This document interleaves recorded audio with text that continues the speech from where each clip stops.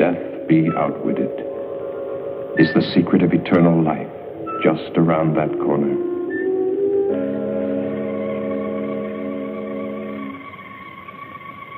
Astonishingly complex, isn't it? The human eye. Dr. Brain? Pete? She's unconscious, but she'll live. No. She will live. Oh, Anita won't. She's dead.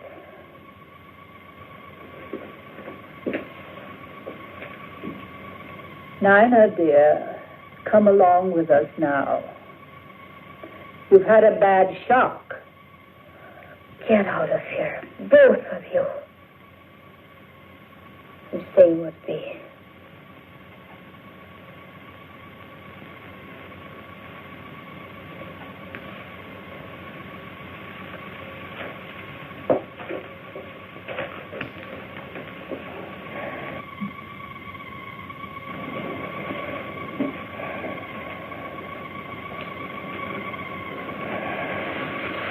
Why don't you do something for her?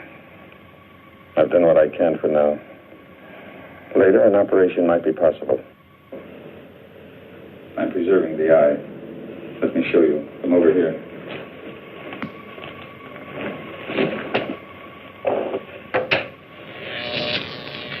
The cellular structure is being kept alive by these electrical vibrations. I use the same principle in keeping that hand alive. Dee is a very lucky girl. You think that ironical? Let me explain. I'm the only man alive today capable of restoring your friend's sight.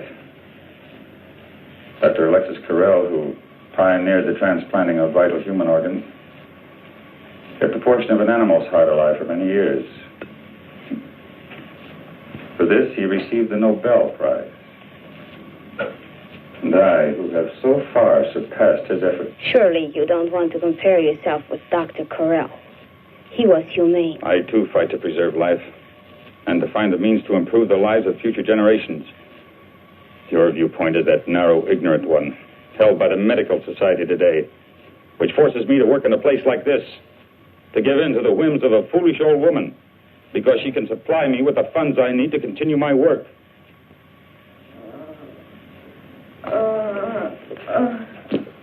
You're going to be all right. Nina? Yes, dear. I can't see. What? Your eyes are bandaged. Something happened. Don't think about it now.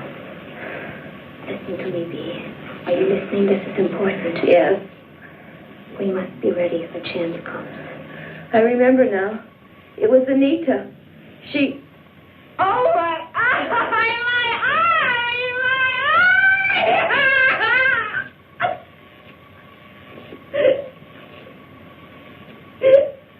They'll leave. Give this chance to take effect. I'm a doctor. I'll take care of her. I'm sure you will take excellent care of her until your plans call for something else. Or am I to be the next one, doctor?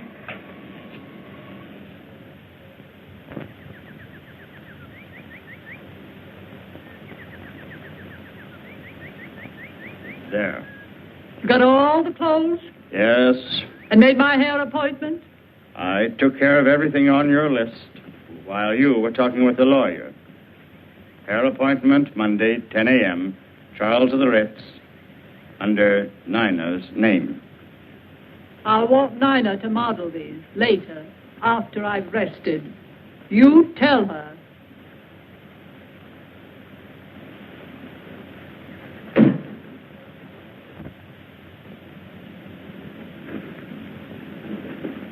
They're back.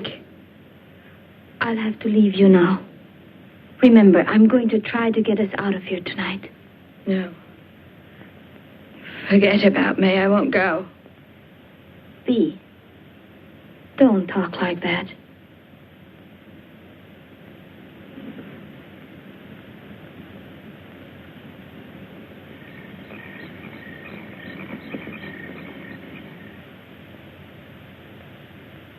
Mrs. March had not realized her new body had such a satisfactory shape. Perhaps not as spectacular as the English girl, but in excellent taste. She couldn't help being amused. The stupid girl was not only modeling Mrs. March's future wardrobe, but Mrs. March's future body. So firm, so nicely rounded in places men like.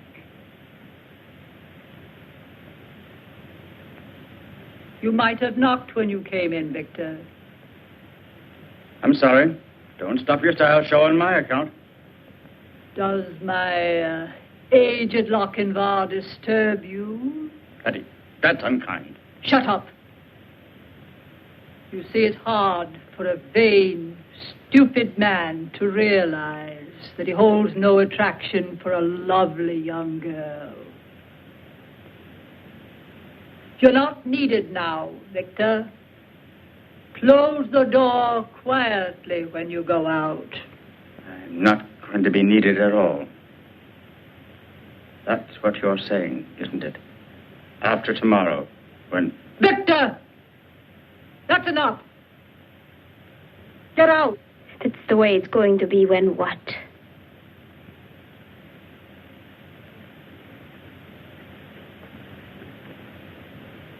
Don't ask tiresome questions. That will be enough for tonight. I want us both to get some rest. Try to sleep. But Mrs. March... That's an order. Do as I say.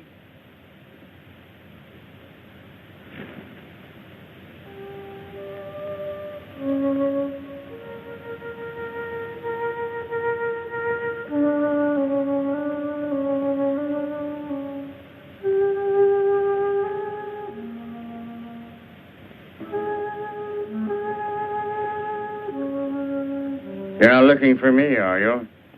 Why would a pretty young girl want to be around an old man? What did you try to tell Mrs. March? So that's what you plan to do.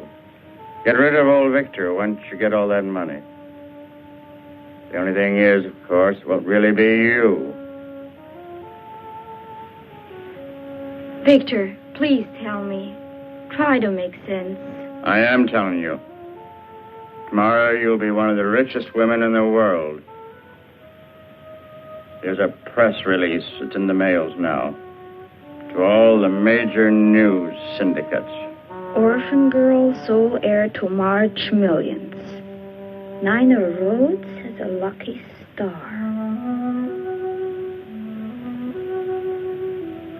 I don't understand. The next press release will be March Mansion destroyed by fire. Cinderella girl, Nina Rhodes, sole survivor. Only it won't be you. It's a pity, too. You're nice the way you are. Please don't let it happen. You could help me and Bea get away. When you're a rich woman, you wouldn't forget an old friend. A friend who'd saved your life, would you?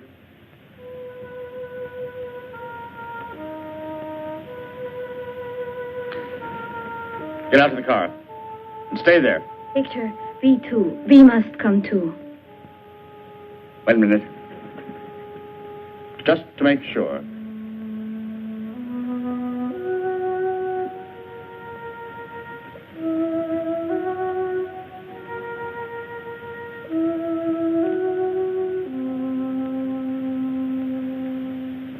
Sign this.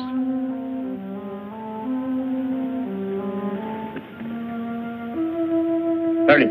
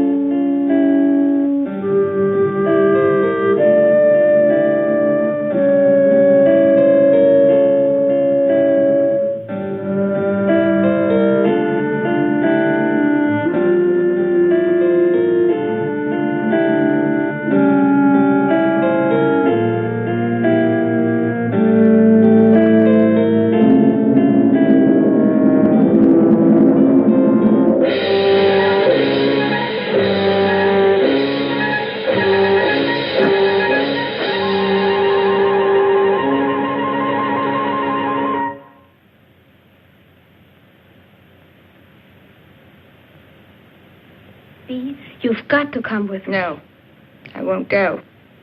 Why should I want to go on living like this? I'll get Victor to help me, and we will carry you.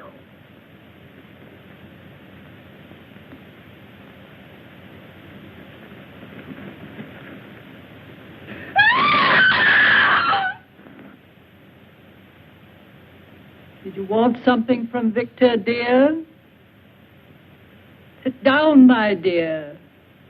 I'm afraid you're wearing yourself out with all this rushing round. I don't like that. You realize she's mad, don't you, Dr. Frank? Relax. Hurry, Doctor.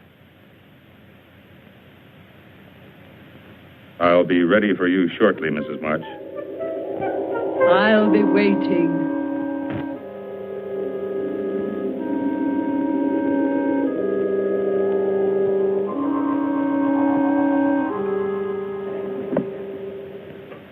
It's finally about to happen. You don't know what it's been like for me, living with this ugly body of mine. Knowing that any attention I received was not for me, but my money. Well, nobody got any of it.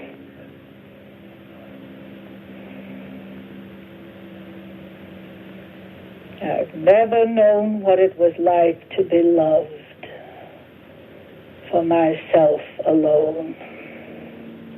Why did you kill Victor, Mrs. March? Victor? Victor was a fool.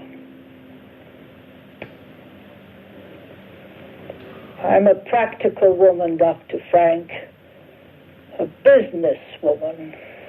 I've never been a very practical person. I suppose that makes me a fool, too, in your eyes. Of course not. Relax, Mrs. March. Just relax. Relax.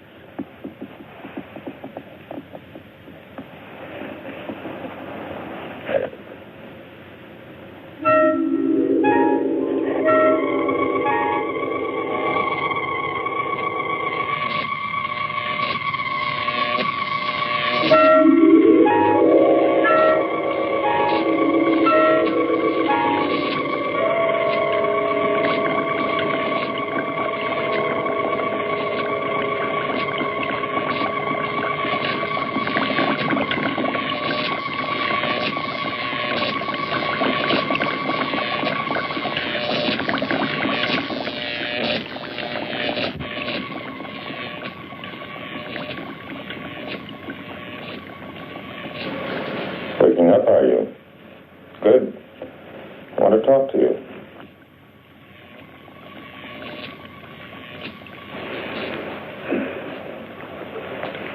You signed a paper making Victor your legal guardian. That's right, isn't it? I did sign something, didn't I? That would probably work as well for me. We could stay here. None of this would have to be destroyed. Breathing better, aren't you? I'll let you try it on your own. I wonder now if Mrs. March didn't intend blowing me up, along with all the rest of this.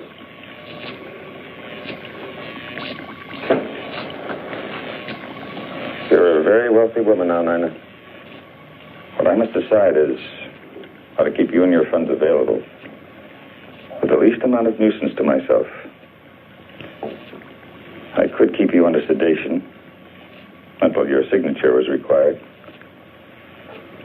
Or I could replace your brain with one more amenable. What about Mrs. March, Doctor? Mrs. March no longer has a thing to say. Do you, my dear? Completely recovered, I'd say. How do you feel?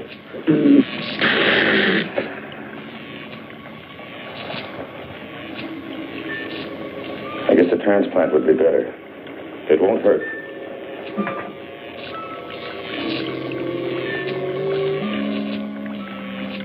Dr. Frank had enjoyed this transplantation. Mrs. March's brain winding up in the body of a cat.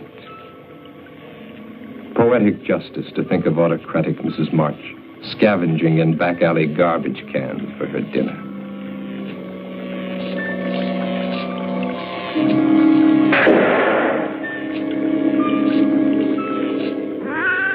But Mrs. March doesn't take things lying down.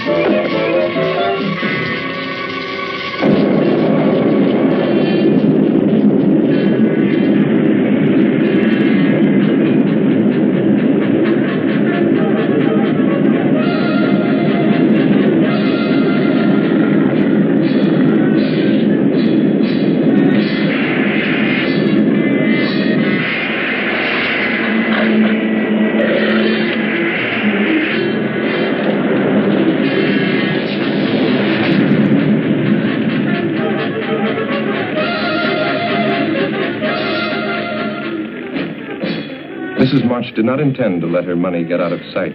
She would follow that girl. Sometime, someplace, revenge would come.